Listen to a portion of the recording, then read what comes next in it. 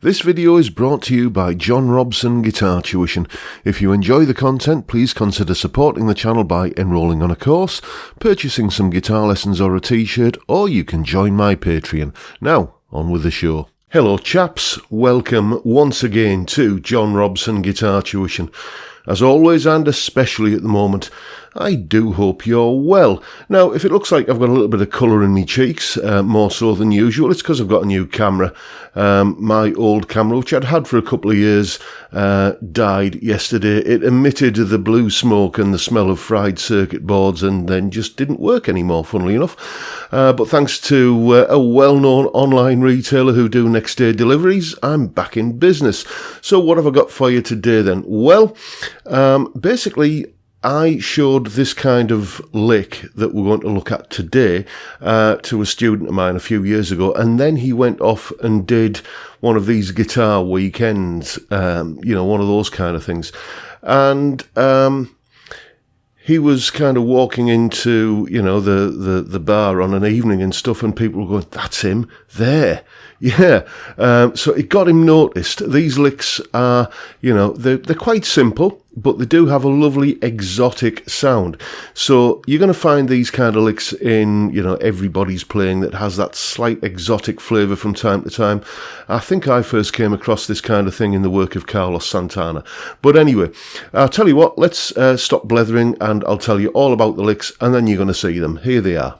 Okay, so what's going to be going on in these licks is essentially a form of chord substitution. Don't panic. What we're going to be doing is imagine you've got a minor chord like this shape here. And it's not at all uncommon to see this minor chord either preceded or followed by this major chord or seventh chord. Think of a certain song about a hotel that might be somewhere in California, for example. It's that chord change that we're going to be basing things on here, although that song is, as you know, in a different key. So, we've got a C minor chord here, and that's what essentially we're going to call our 1 chord, and we're going to be using our 5 chord, which in this case is either a G or a G7. And the whole idea behind this lick is that if you're playing over this C minor chord, you can use notes from this G or G7 chord. So, all you got to do is, whenever you're playing over that chord, start thinking about where you can find G7 chords. So, obviously there's one there, there's one here, and where else? There's one here, and there's one here, like this, and just all of the different inversions of a G or a G7 chord all over the neck, and you just kind of use the notes from those chord shapes.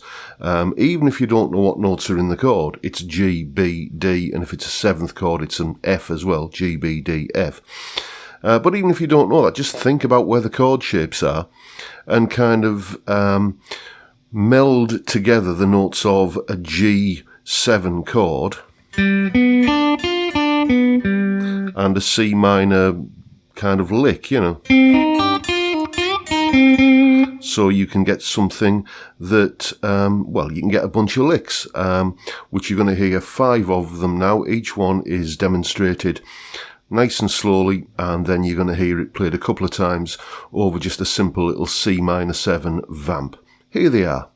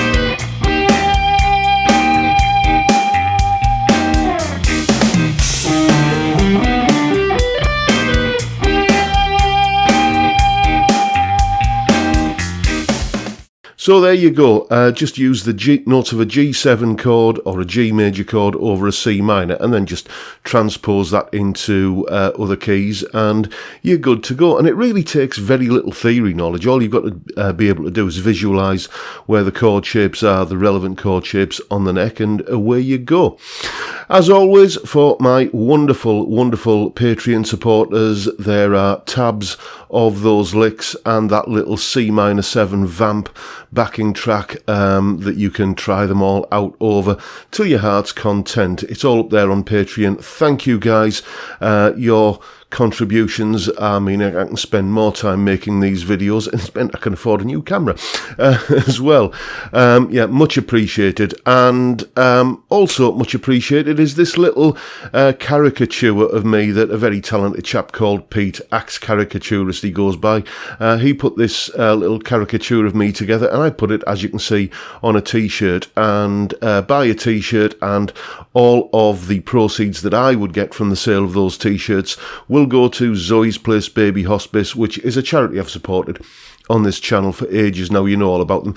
They're based in Middlesbrough, and they do lots of great work with very seriously ill kids. So buy a t-shirt, support a good cause. And if you're in the mood for spending money, check out my my lovely wife's jewellery.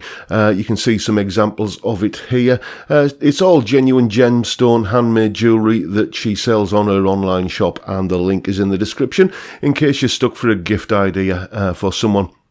And finally, don't forget the Fret Zealot discount code. There it is on screen there. If you're thinking of purchasing a Fret Zealot tuition aid, you can get a little bit of money knocked off using that discount code. And again, the purchase link is in the description. And what else? Oh yes, don't forget the usual live stream on Friday, 5 PM UK time. That's tomorrow, as I'm recording this video, 5 PM UK time. It's just a bunch of old curmudgeons sitting round and having a beer and a natter for an hour, and it's great fun. Great way to kick off the weekend. Hope to see many of you there. And with that, I'll bid you all a good day and say thank you so much for watching. Thank you for your time. Stay well, stay safe, and above all, stay sane. Bye for now, folks.